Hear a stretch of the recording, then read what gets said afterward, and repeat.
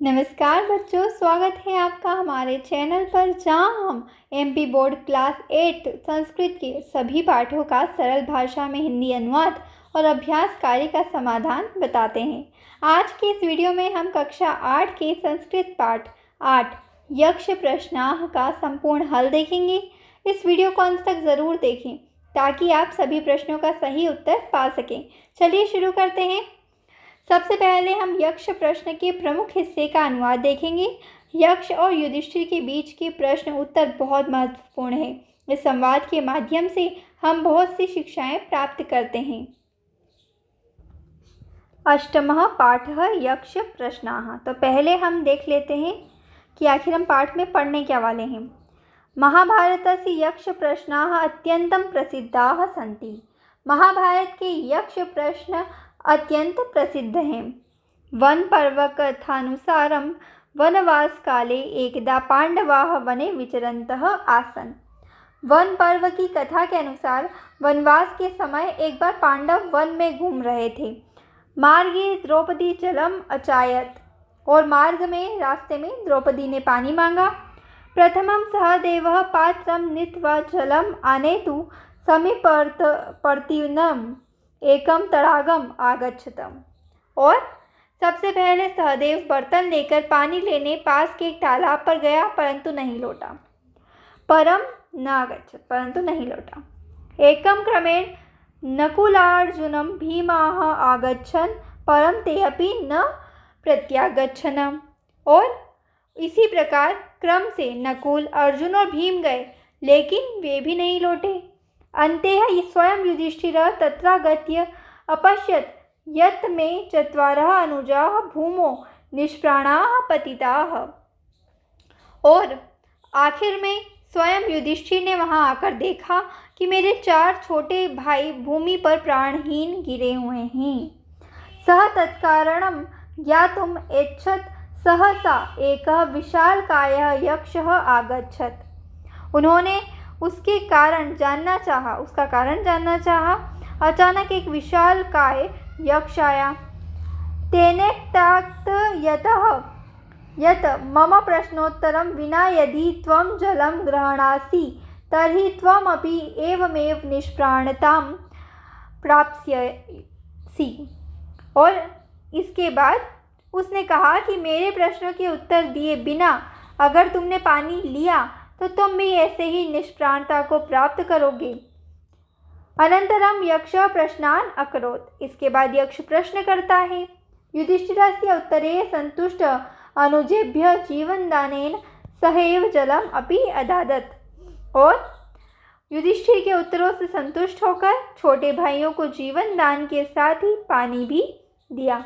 तो यह सब हम इस कहानी में पढ़ने वाले हैं, इस पाठ में पढ़ने वाले हैं। तो चलिए शुरू करते हैं। यक्ष उवाच। यक्ष कहते हैं, केन स्वीत् क्षेत्रयो भवति केन स्वीत् विन्वते महत् केन द्वितीय वाम भवति राजन केन च बुद्धिमान। यक्ष बोलते हैं, हे राजन, मनुष्य वेद में प्रवीण कैसे होता है, बड़ा स्थान कैसे प्राप्त करता है, दूसरे साथी से युक्त किससे होता है और बुद्धिमान किससे होता है। युधिष्ठिर उवाच। युधिष्ठिर कहते हैं, श्रुते श्रोत्रियो भवति तपसा विन्दते महत् धृत्य द्वितीय वाम भवति बुद्धिमान वृद्ध सेवया। युधिष्ठिर कहते हैं, मनुष्य वेद्याध्ययन से श्रोत्रिय होता है, यानी वेदों के अध्ययन से श्रोत्रिय होता है, तपस्या से बड़ा स्थान प्राप्त करता है और धैर्य से द्वितीयवान होता है और वृद्धों की सेवा से बुद्धिमान होता है। यक्ष उवाच। यक्ष फिर कहते हैं, किंस्विदं गुरुतरं भूमेः किंस्विदुच्चतरं च खात् किंस्विच्छीघ्रतरं वायोः किंस्विद्वद बहुतरं तृणात्। यानी कि पृथ्वी से भारी क्या है, यानी किसका गौरव ज़्यादा है, आकाश से ऊंचा क्या है, वायु से तेज क्या है, और तिनको से भी अधिक क्या है, तिनको से भी असंख्य क्या है। युधिष्ठिर कहते हैं, माता गुरुतरा भूमेः खातपित्तोच्चरस्तथा मनः शीघ्रतरम वातान चिंता बहुतरी तृणात्। युधिष्ठिर बोलते हैं, माता पृथ्वी से भारी है, यानी कि पृथ्वी से ज़्यादा गौरवशाली है। पिता आकाश से अधिक ऊंचे हैं, मन वायु से तेज चलने वाला है और चिंता तिनकों से भी अधिक है। फिर यक्ष कहते हैं, किम श्रीवत्सो मित्रम किंसीव मित्रम ग्रहे सतः आतुलस्य च किम मित्रम किंसीस्वम मित्रम मरिष्यतः। इसका अर्थ है, यक्ष कहते हैं, विदेश में रहने वाले का मित्र क्या है, घर में रहने वाले का मित्र क्या है, रोगी का मित्र क्या है और मरने वाले का मित्र क्या है।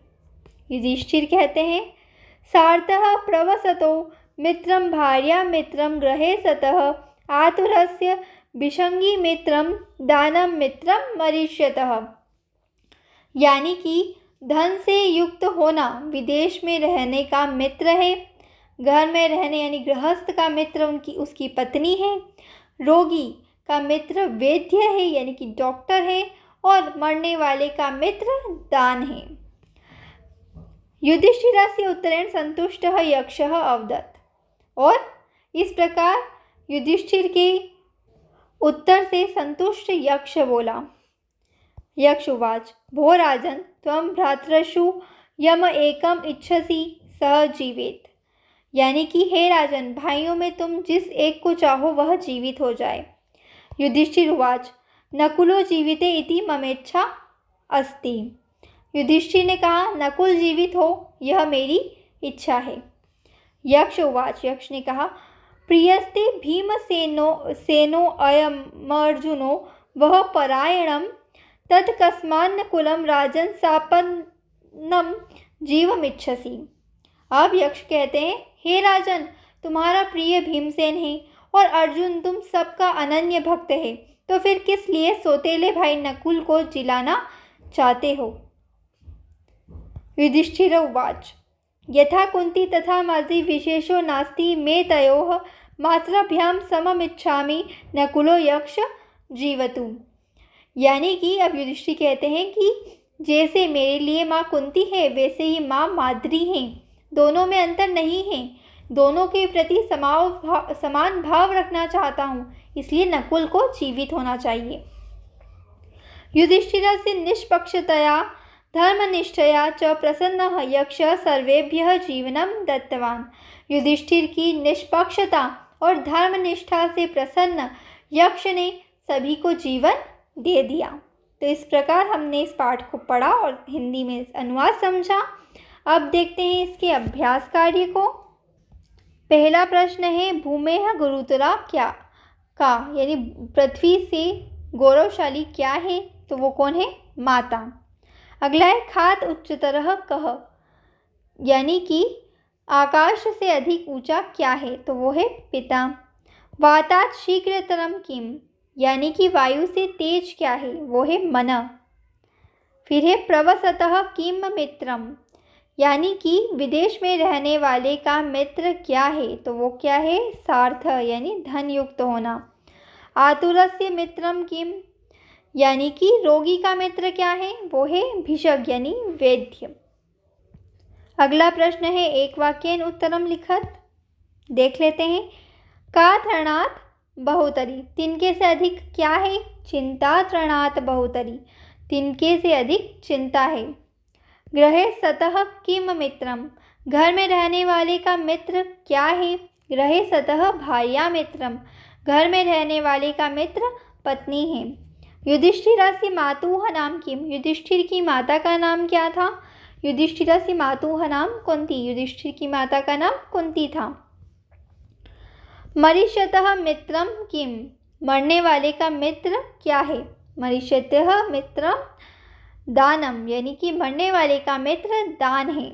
नकुलस्य मातुः नाम किम, नकुल की माता का नाम क्या था, नकुलस्य मातुः नाम माद्री, नकुल की माता का नाम माद्री था। प्रसन्नो भूत्वा यक्षः किम अकरोत्, प्रसन्न होकर यक्ष ने क्या किया?